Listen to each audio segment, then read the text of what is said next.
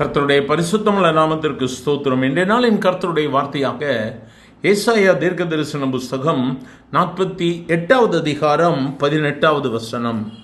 என் கற்பனைகளை கவனித்தாயானால் நலமாயிருக்கும். அப்பொழுது உன் சமாதானம் நதியைப் போலும், உன் நீதி சமுத்திரத்தின் அலைகளைப் போலும் இருக்கும்.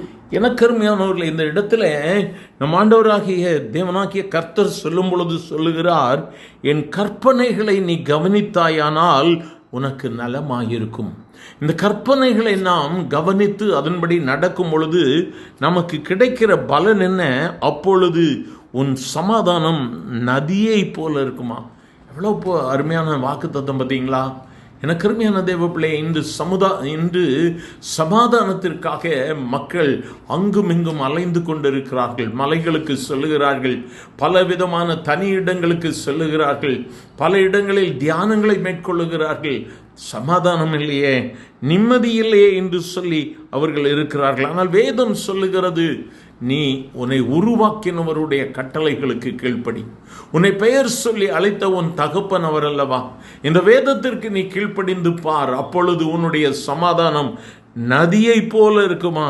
அது மட்டுமல்ல, உன்னுடைய நீதி சமுத்திரத்தின் அலைகளைப் போல இருக்கும்.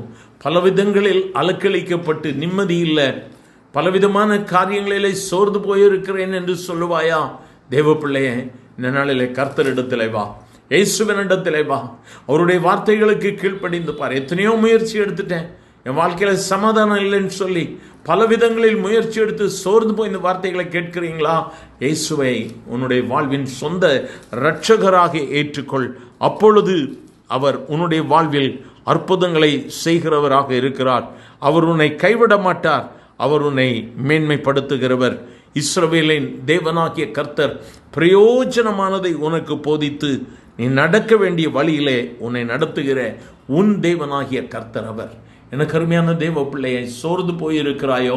வாழ்வில் சமாதானம் இல்லை, நிம்மதி இல்லை, எல்லா விதங்களிலும் என்னுடைய வாழ்வில் அடைக்கப்பட்ட கதவுகள், எந்த பக்கம் போனாலும் நான் சோர்ந்து போன வார்த்தைகளை கேட்கிறேன் என்று சொல்லி கலங்கி போயிருப்பாயானால் இந்த நாளிலே கர்த்தர் உன்னை பலப்படுத்துகிறார். உன்னை சூழ்ந்திருக்கிறவர்கள் உனக்கு விரோதமான வார்த்தைகளை பேசிக் கொண்டிருக்கலாம். உன் கரத்தில் நன்மை பெற்றவர்கள் உனக்கு விரோதமாக எழும்பி இருக்கலாம். நீ அதை பற்றியெல்லாம் கவலைப்படாத. ஆண்டவருடைய சமூகத்தில் போ, இயேசுவினிடத்தில் உன் கண்ணீரை ஊற்று. அப்பொழுது உன்னுடைய சமாதானம் இதோ இன்றைய நாளில் நதியை போல புறப்பட்டு வரும், உன் குடும்பத்துக்குள்ள வரும். நீ நல்ல செய்திகளை கேட்ப, உனக்கு விரோதமான காரியங்களை அழிந்து போகும். இந்த நாளிலும் உனக்கு விரோதமான பேசுகிற நாவுகளை கர்த்தர் கட்டுவார். அவரை நோக்கி பார்க்கலாமா? எங்கள் அன்பின் ஆண்டவரே, ஆசீர்வதிக்கப்பட்ட இந்த காலை வேளைக்காக நன்றியப்பா. உங்கள் சமூகத்தில் எங்களை முழுமையாக ஒப்பு கொடுக்கிறோம் ஆண்டவரே. நம்முடைய பிள்ளைகள் பலவிதமான நெருக்கங்கள் ஆண்டவரே, சோர்வுகளின் மத்தியில் இந்த வார்த்தைகளை கேட்டுக்கொண்டிருக்கும் பொழுது உம்முடைய சமாதானம் நதியை போல ஒவ்வொருவர் வாழ்விலும், குடும்பத்திலும், இருதயத்திலும் புறப்பட்டு செல்லட்டும் ஆண்டவரே. சத்துரு வைத்திருக்கிற கண்ணிகள் தெரித்து போகட்டும்.